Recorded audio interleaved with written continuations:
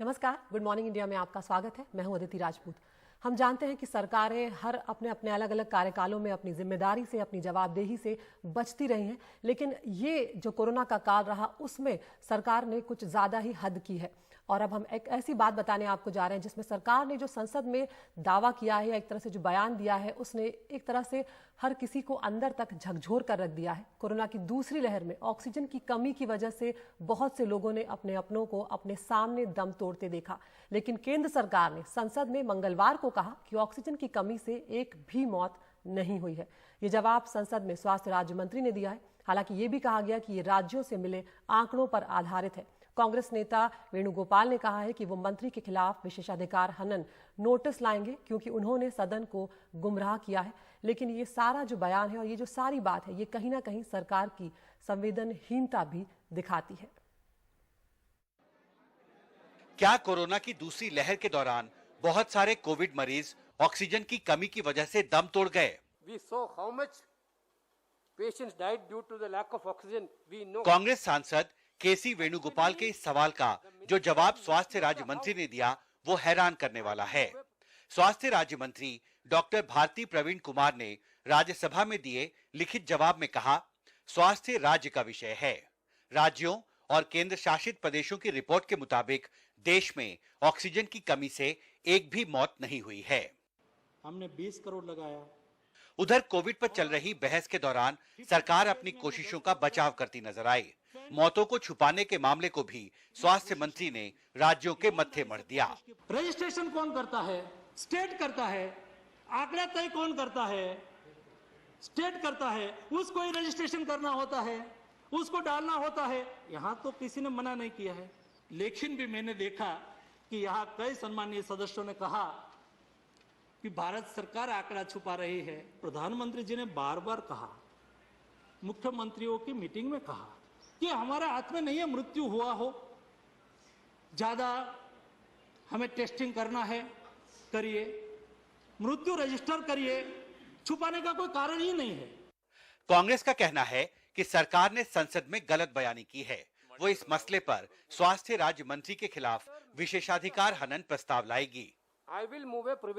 मैं मंत्री के खिलाफ विशेषाधिकार प्रस्ताव पेश करूंगा क्योंकि उन्होंने सदन को गुमराह किया। वो गलत जानकारियां दे रही हैं। कोरोना की दूसरी लहर के दौरान मेडिकल ऑक्सीजन, ऑक्सीजन सिलेंडर से लेकर ऑक्सीजन टैंकरों की कमी को लेकर देश भर में हाहाकार मचा और भारत सरकार ने भी अस्पतालों में मेडिकल ऑक्सीजन की कमी को दूर करने के लिए भारतीय वायुसेना से लेकर भारतीय रेल को इस काम में लगाया। ऐसे में राज्यसभा में स्वास्थ्य राज्य मंत्री का यह लिखित बयान कई बड़े सवाल खड़े कर रहा है। दिल्ली से हिमांशु शेखर, एनडीटीवी इंडिया। मौतों को लेकर भी तमाम राज्य सरकारों पर आरोप लगे कि जो आंकड़े हैं वो छुपाए जा रहे हैं। सरकारी आंकड़ों के मुताबिक भारत में 4 लाख से ज्यादा लोगों ने अब तक कोरोना से जान गंवाई है, लेकिन एक और ऐसी रिपोर्ट आई है जो चौंका देने वाली है। अमेरिकी रिपोर्ट में इससे 10 गुना ज्यादा मौतें होने का दावा किया गया है। अमेरिकी research group centre for global development की रिपोर्ट में भारत में 34 से 47 लाख अतिरिक्त मौतें होने की बात कही गई है। शोधकर्ताओं का कहना है कि वास्तव में मौतों का आंकड़ा कई मिलियन हो सकता है। यदि इस आंकड़े को देखा जाए तो भारत में आजादी और विभाजन के बाद ये सबसे बड़ी त्रासदी है।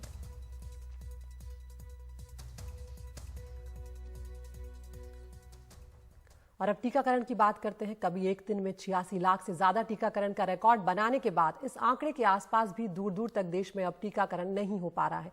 उत्पादन में कमी की बात तो साफ है, पर दिक्कत आई कहां पर, आखिर ये क्यों हुआ? अब अगर स्वास्थ्य मंत्रालय के आंकड़ों को माने तो अगले महीने से टीके की उपलब्धता को लेकर हालात ऐसे होने वाले हैं जब रोजाना 90 लाख टीकाकरण मुमकिन हो सकता है। एक खास रिपोर्ट।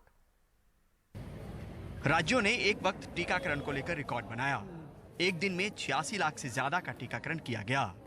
राज्यों के पास टीकाकरण को लेकर न अनुभव, न नीति और न ही संसाधनों की कोई कमी है। तो रफ्तार में इतना उतार चढ़ाव क्यों? स्वास्थ्य मंत्रालय के मुताबिक साल के शुरुआती 5 महीनों में भारत बायोटेक और सीरम इंस्टीट्यूट से उम्मीद से 30% डोज कम मिले। यही नहीं, भारत बायोटेक की कोवैक्सीन महीने में 2 करोड़ डोज के उत्पादन का आंकड़ा अब तक नहीं छू पाई है। भारत बायोटेक का कर्नाटक का प्लांट अब तक पूरी तरह से फंक्शनल नहीं हो पाया है। वहीं केंद्र के सहयोग वाली 3 पीएसयू में भी कोवैक्सीन का उत्पादन अब तक शुरू नहीं हो पाया है। यही वजह है कि अगस्त से दिसंबर के बीच जिस कोवैक्सीन के 55 करोड़ डोज मिलने की उम्मीद थी, उसको घटाकर अब 40 करोड़ किया गया है। वैक्सीन की इम्प्लीमेंटेशन जो है वो राज्यों के साथ मिलकर अवेलेबिलिटी, प्रोडक्शन, सप्लाईज को उनके सामने चिन्हित करके, एक्सप्लेन करके, प्लानिंग करके की जाती है। ये राज्यों को क्लियरली विजिबल होता है कि अगले 2 हफ्ते में वैक्सीन का नंबर कितना आने वाला है, कौन सा वैक्सीन कितना आने वाला है, इसी के बेस के ऊपर प्लानिंग होनी चाहिए। तो ये बड़ा एक स्ट्रीमलाइन सिस्टम होता है, डायनामिक सिस्टम होता है। CDL की क्लियरेंस मिलती है स्टेबिलिटी टेस्ट के बाद, बैच रिलीज होता है, उसको प्लानिंग से प्लान करके तरीके से स्टेट्स के साथ शेयर किया जाता है। स्टेट की जिम्मेवारी बनती है कि उसको मद्देनजर रखते हुए ही अपनी आगे जो मल्टी प्लानिंग वो की। रफ्तार अब सुस्त न हो और तेजी बरकरार रहे, इसके मद्देनजर अगस्त से दिसंबर तक केंद्र के पास करीब 135 करोड़ डोज होंगे। इसमें कोवैक्सीन और कोविशील्ड के 88 करोड़ डोज मिलने की उम्मीद है। इनमें से 66 करोड़ डोज केंद्र राज्यों को देगा। बाकी बचे 22 करोड़ डोज निजी अस्पतालों के लिए होंगे। साथ ही बायोलॉजिकल ई की तरफ से 30 करोड़ डोज मिलेंगे। इतना ही नहीं, इसके अलावा स्पुतनिक वी से 10 करोड़ और जाइडस कैडिला से 5 करोड़ डोज की भी उम्मीद है। मोडर्ना के वैक्सीन की 75 लाख डोज भी ग्रांट के तौर पर मिलने वाली है, पर साथ में शर्त इंडेमनिटी क्लाउज की भी है।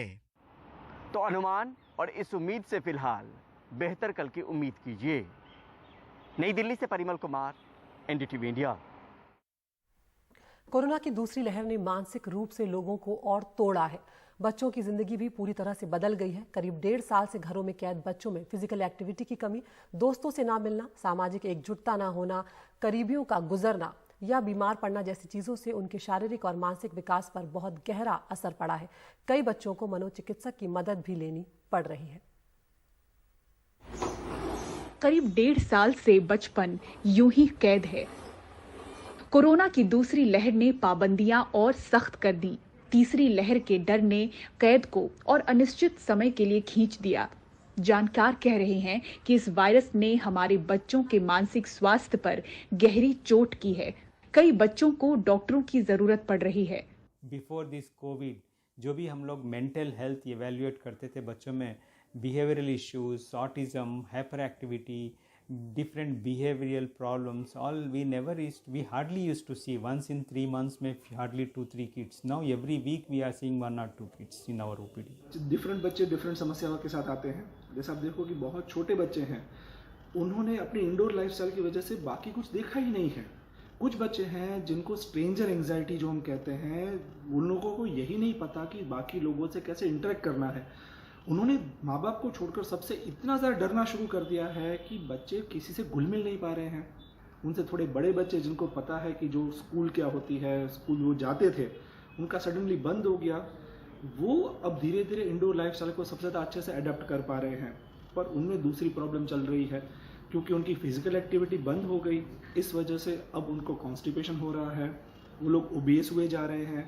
उनसे जो बड़े बच्चे हैं उनको अपने करियर की चिंता हो रही है। कुछ उनमें से ऐसे हैं जिन्होंने अपने माँ बाप को खोया है। इस महामारी ने कई मासूमों को अनाथ किया।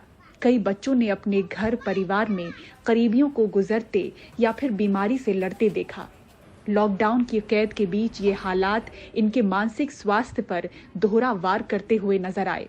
कुछ बच्चों में फर्स्ट वेव से ज़्यादा डिप्रेशन के लक्षण दिखाई देने लगे थे, और डिप्रेशन के बाद में एंजाइटी सिम्टम्स, फिर उसके बाद में PTSD के कुछ सिम्टम्स जैसे पोस्ट ट्रॉमेटिक स्ट्रेस डिसऑर्डर। अगर किसी के घर में अगर डेथ हुआ है तो डेथ के बाद में जो छोटे बच्चे होते हैं उन्हें तो डेथ का मीनिंग मालूम नहीं, लेकिन उनको बताते हुए, उनको समझाते हुए भी पेरेंट्स को परेशानी हो रही थी।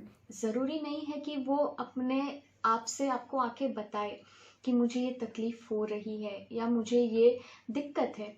तो इसमें पेरेंट्स का एक इम्पॉर्टेंट रोल होता है कि वो आइडेंटिफाई करे कि ऐसे कौन कौन से सिम्टम्स है जिसका ध्यान हमें रखना चाहिए।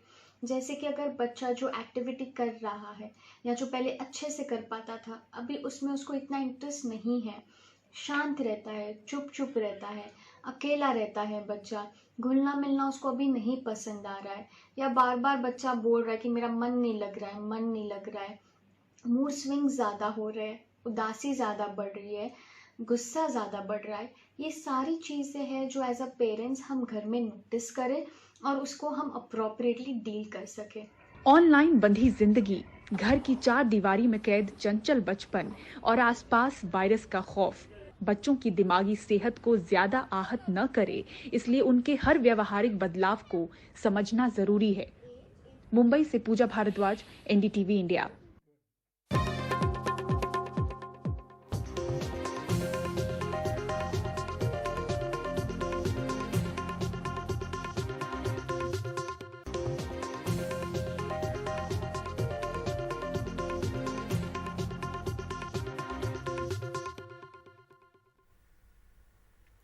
पेगासस स्पाईवेयर विवाद में एक नया खुलासा हुआ। द वायर ने इजरायली स्पाईवेयर से जुड़े अपने नए खुलासे में कहा कि साल 2019 में कर्नाटक की जनता दल सेक्युलर कांग्रेस सरकार से जुड़े फोन नंबर संभावित टारगेट थे।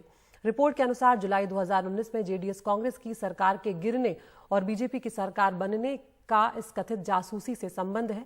जिन लोगों की जासूसी हुई उस लिस्ट में तब के डिप्टी सीएम जी परमेश्वर का नाम है। इसमें तब के मुख्यमंत्री कुमार स्वामी और पूर्व मुख्यमंत्री सिद्धारमैया के सेक्रेटरी का भी नाम शामिल है और इसी के चलते ये बातें जो हैं वो कही जा रही हैं। कहा जा रहा है कि निजी सचिवों के फोन नंबर को कथित तौर पर संभावित लक्ष्य के रूप में चुना गया था।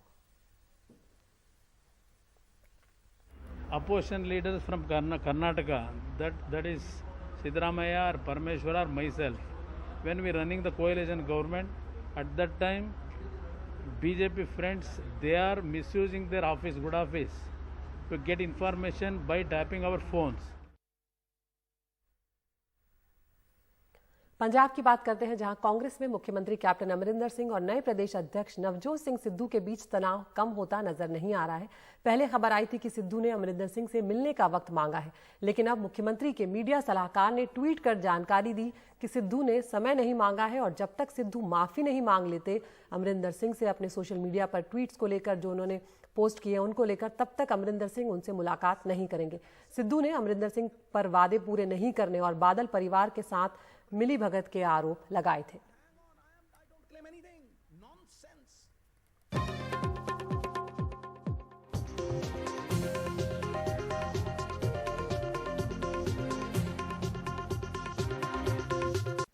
और गुड मॉर्निंग इंडिया में वक्त हो गया है टॉप न्यूज का। एनडीटीवी इंडिया आप यूट्यूब पर भी देख सकते हैं। रोज हम आपको 5 खबरें दिखाते हैं, आप चुन सकते हैं अपनी पसंद की खबर। पहली खबर, क्या जासूसी से गिरी थी कर्नाटक में कांग्रेस जेडीएस की सरकार, ये एक बड़ा खुलासा यहां पर निकल कर आया है। दूसरी खबर जो है, सरकार का चौंकाने वाला बयान सामने आया है। संसद में राज्यसभा में कहा है कि दूसरी लहर में ऑक्सीजन से कोई भी मौत नहीं हुई। तीसरी खबर, पंजाब कांग्रेस में अब भी सब कुछ ठीक नहीं है।